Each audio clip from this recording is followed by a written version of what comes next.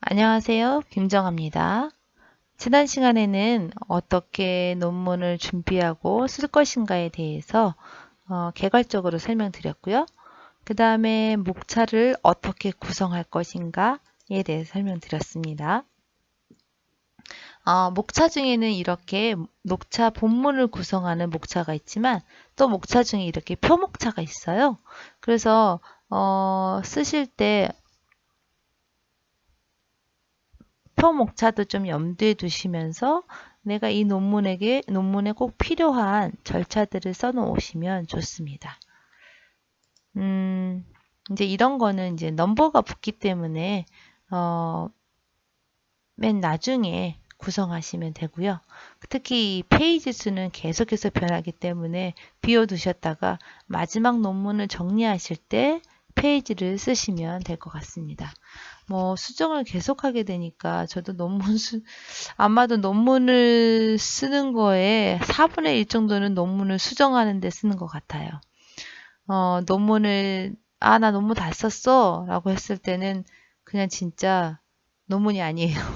막 그냥 누더기처럼 붙어져 있는 거죠. 그것들을 다시 읽고 다시 읽고 수정하고 그 다음에 이제 어떻게 보면 논문이라는 게 학교에서 주어진 틀이 있잖아요. 그 틀에 맞게 내 논문을 정리하는 것도 어려웠던 것 같습니다. 그것도 시간이 많이 들거든요. 그래서 논문을 너무 조급하게 쓰시면 그런 시간들이 확보가 안 돼서 굉장히 나중에 곤란을 겪게 돼요. 그래서 미리미리 계획하셔서 수정하는 시간을 충분하게 잡으시면 좋을 것 같습니다.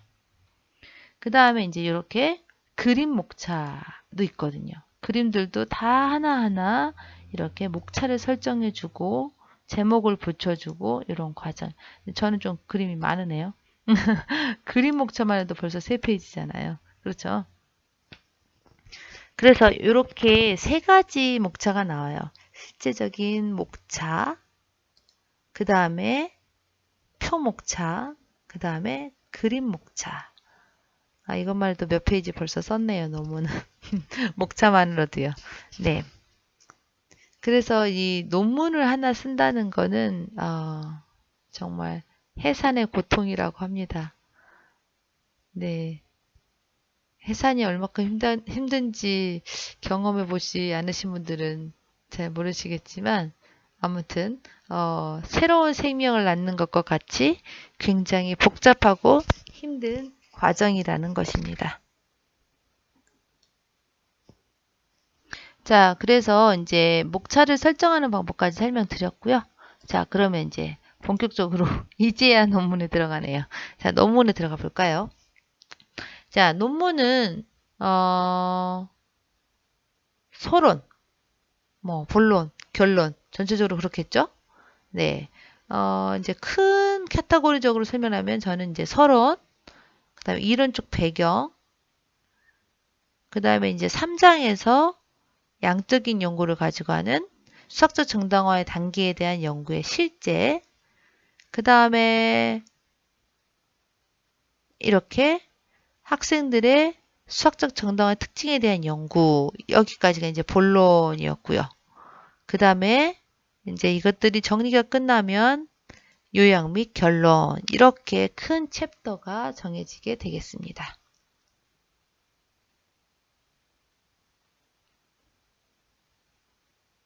자, 그러면 서론에서부터 조금 더 살펴볼게요. 자, 서론에서는 연구의 필요성 및 목적에 대해서 분명히 하는 게 좋다고 했잖아요. 일단 서론에서 연구의 필요성 및 목적을 여러분들 이제 연구계획서 쓰셨으니까 다 쓰셨더라고요. 자, 그것을 분명하게 하면서 이제 석사학위 논문을 박사학위 논문처럼 그렇게 거창하게 써야 될 그렇지는 않으니까 여기에서 이제 연구의 필요성과 목적을 쓰면서 무엇을 찾아내는 게 중요하냐면요. 연구 문제를 찾아내는 게 굉장히 중요해요. 그래서 내가 어떤 연구 문제에 대해서 할 것인지, 그래서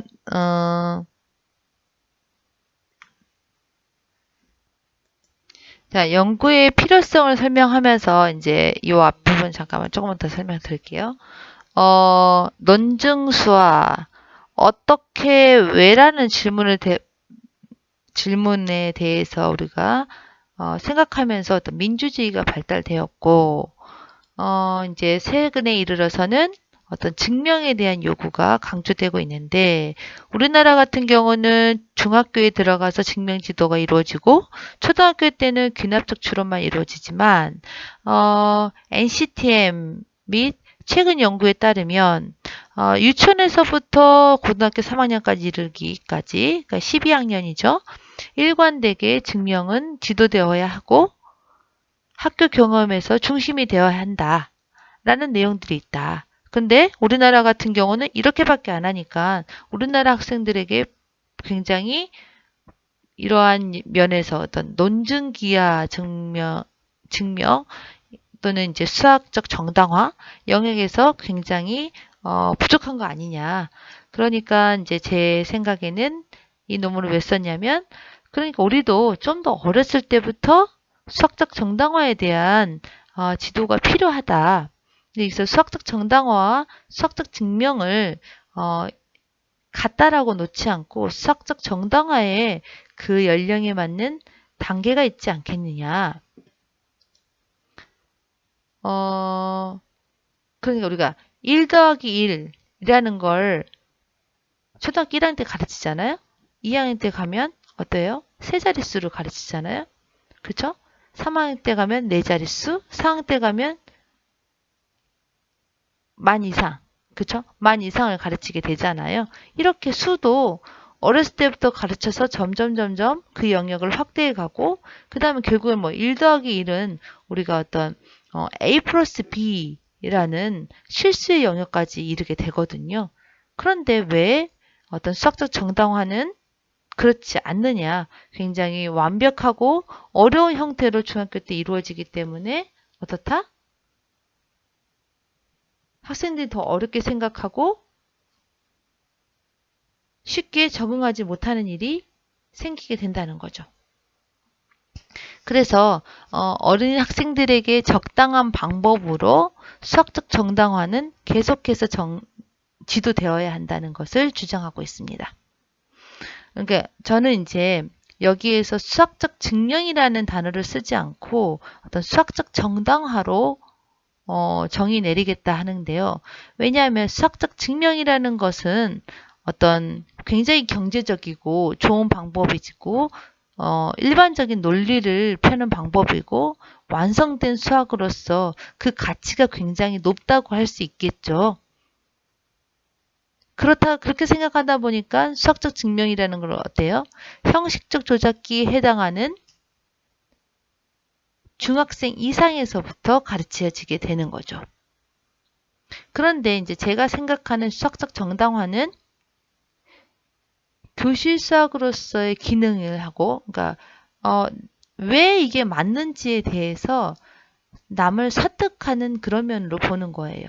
그 다음에 다양한 경험을 강조하고 다양한 방법의 정당화, 결과보다는 그 정당화하는 과정을 중요시 하겠다는 거죠. 이렇게 해서 어떤 수학적 정당화에 대한 지도가 초등학교 때부터 꾸준하게 필요하다는 것을 계속해서 제가 말하고 있는 겁니다. 자, 그럼으로써 이제 제가 두 가지 연구 문제를 가져오는데요.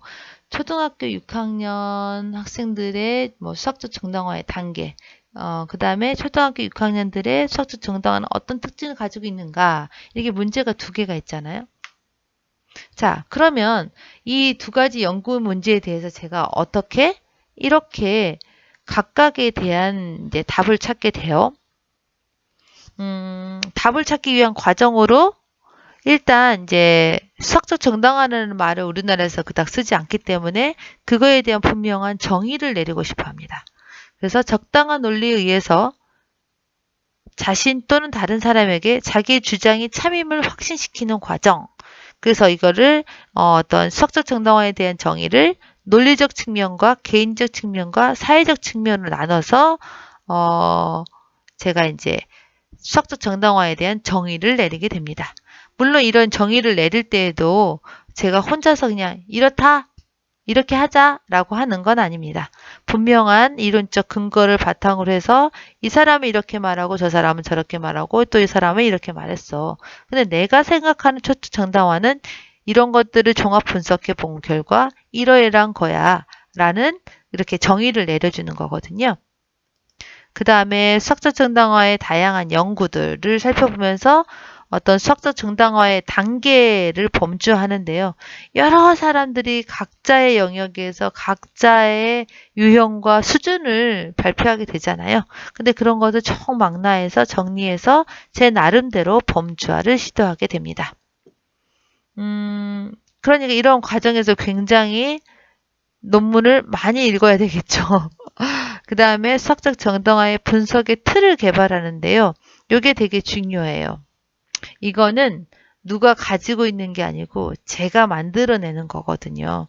물론 이제 앞에 것도 정의나 어떤 수학적 단계나 분석틀 자체 모두 다 이제 굉장히 유니크하고 나의만의 것으로 이제 구성을 해내는 거긴 하지만 요 부분은 이제 다른 논문에 잘 나타나지 않아서 제가 좀 어려움을 겪으면서 분석의 틀을 개발했던 것 같아요.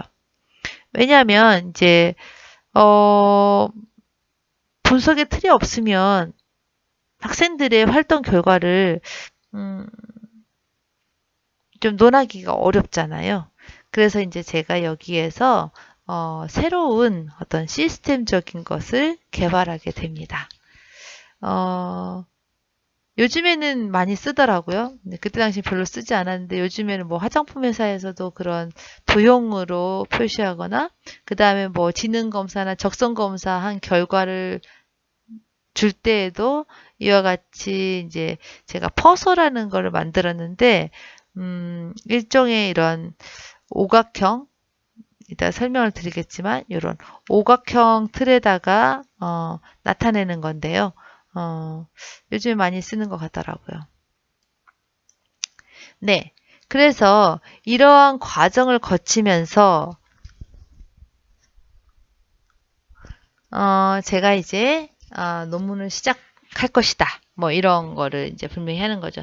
사실 연구의 필요성과 목적 부분도 여기를 먼저 쓰고 이론적 배경을 꼭 써야 한다. 그렇지는 않아요. 제가 아까도 말씀드렸듯이 이 연구의 필요성비 목적을 명확하게 완벽하게 쓰려고 보면은 한 발짝도 나가지 못합니다. 그래서 어느 정도 필요성과 목적이 드러난다 싶으면 이론적 연구를 시작하시는 게 좋습니다. 이론적 연구를 하다 보면 저것은 그러니까 일장에서 필요하는 연구의 필요성과 목적은 점점 더 분명하고 명확해질 수도 있습니다. 그러니까 방향만 제대로 잡았다면 방향키만 잡으면 우리가 목적지에 갈 수 있잖아요. 시간은 기후에 따라서 또는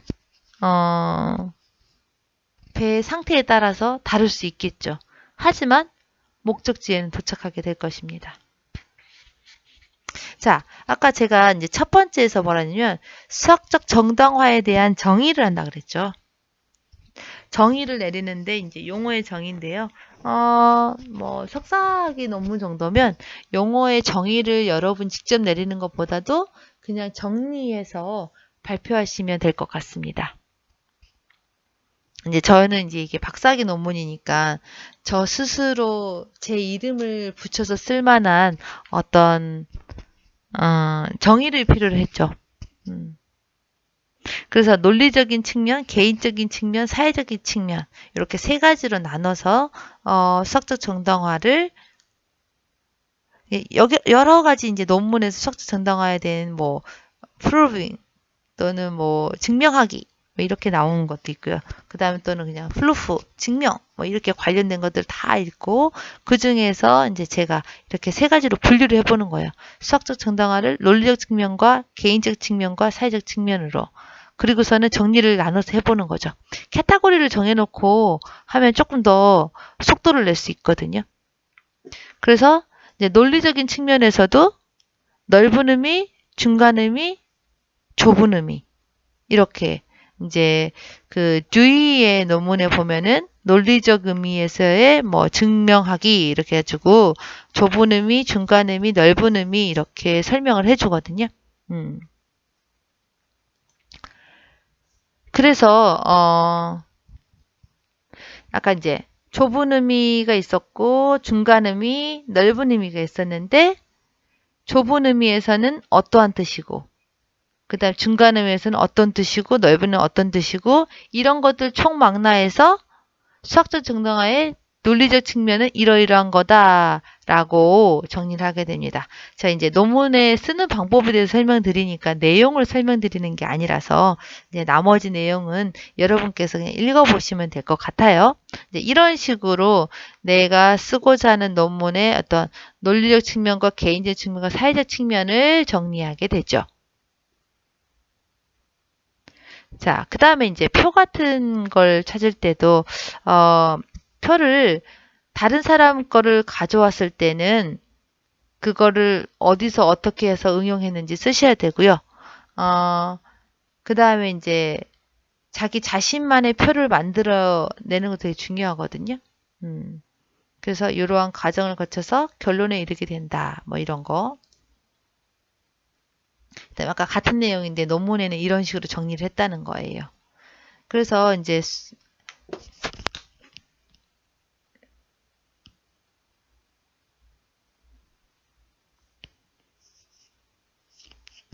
제가 여러분한테 설명만 드리기 위해서 이렇게 만든 게 아니라 실제로 논문에 이런 식으로 위에 다 글로 있지요. 글로 있지만 이 수학과 사람들의 특징은요. 이 글 내용을 어떻게 이렇게 표로 표로 이렇게 깔끔하게 정리해 주는 걸 좋아합니다.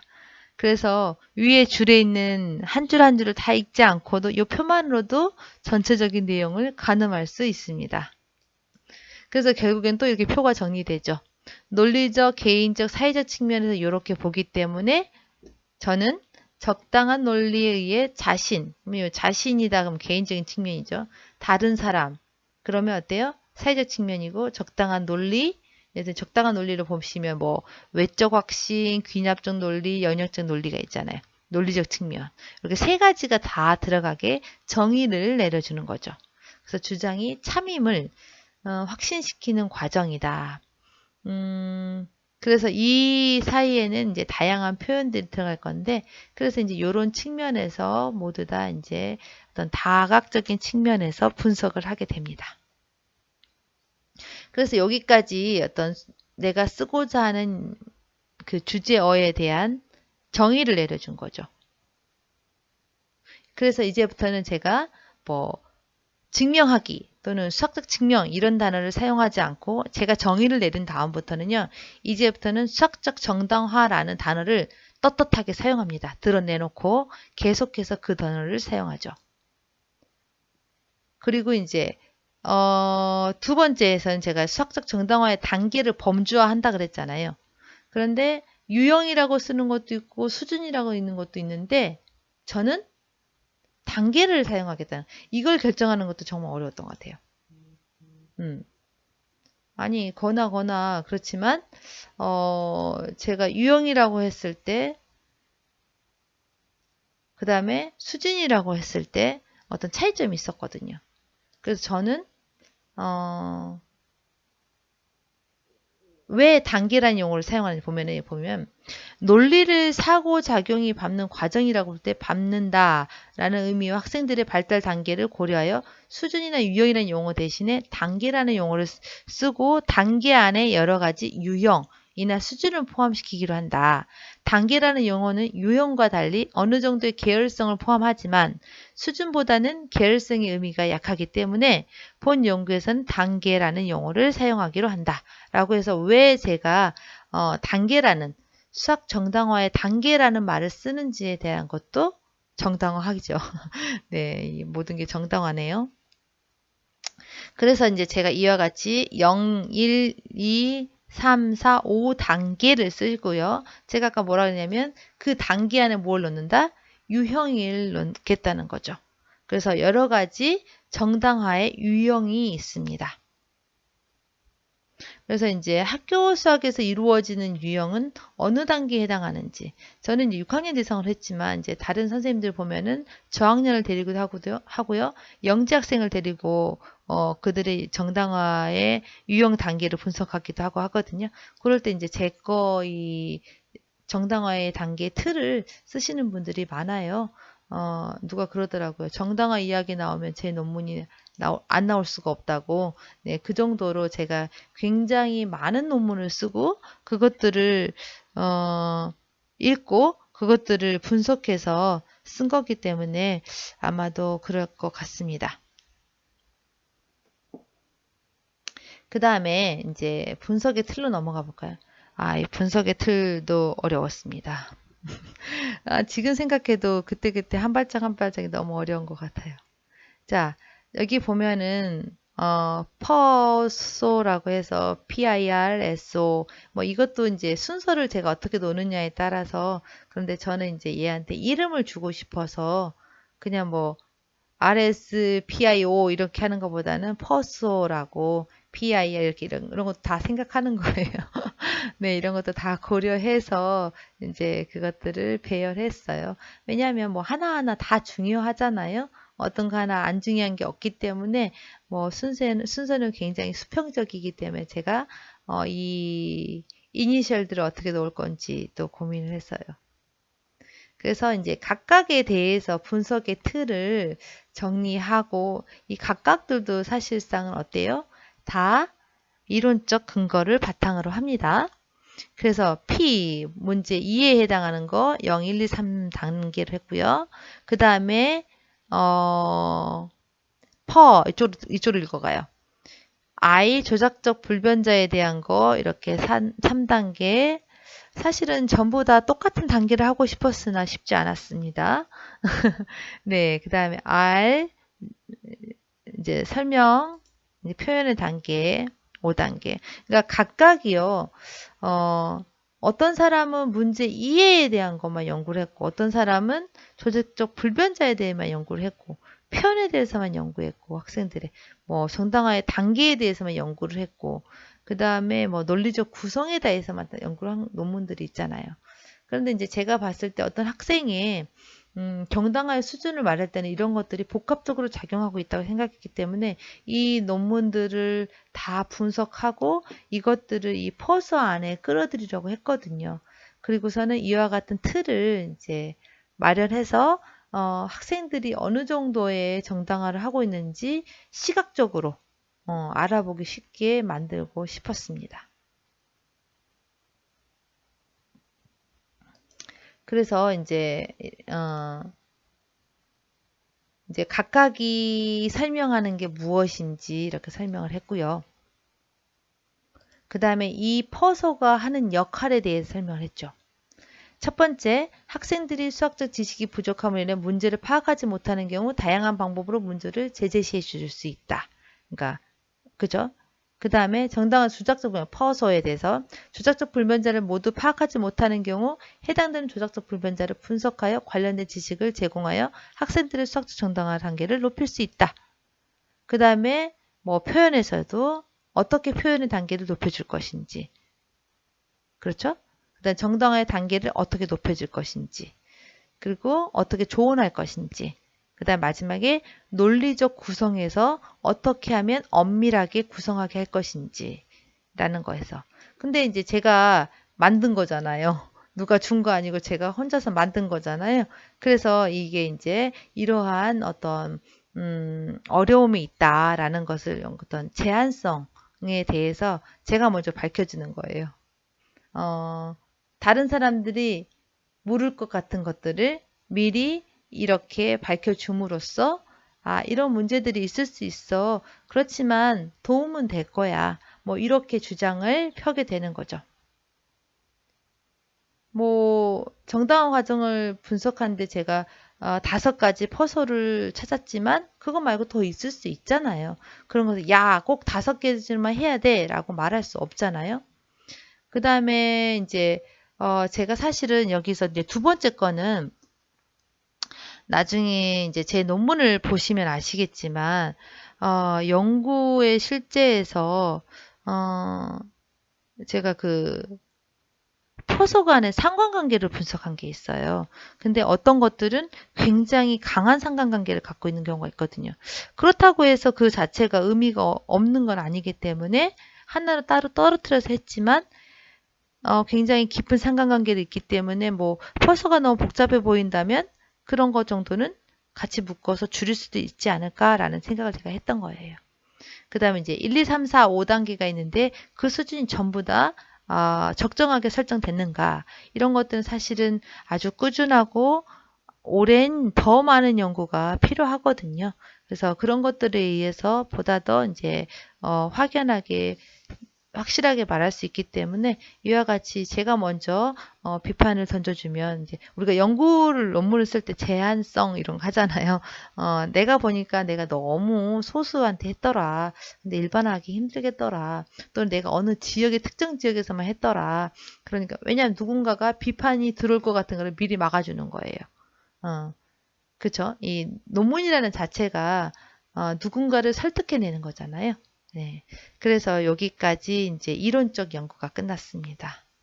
네. 이론적 연구만 쓰는데도 한 몇 년 걸리겠죠?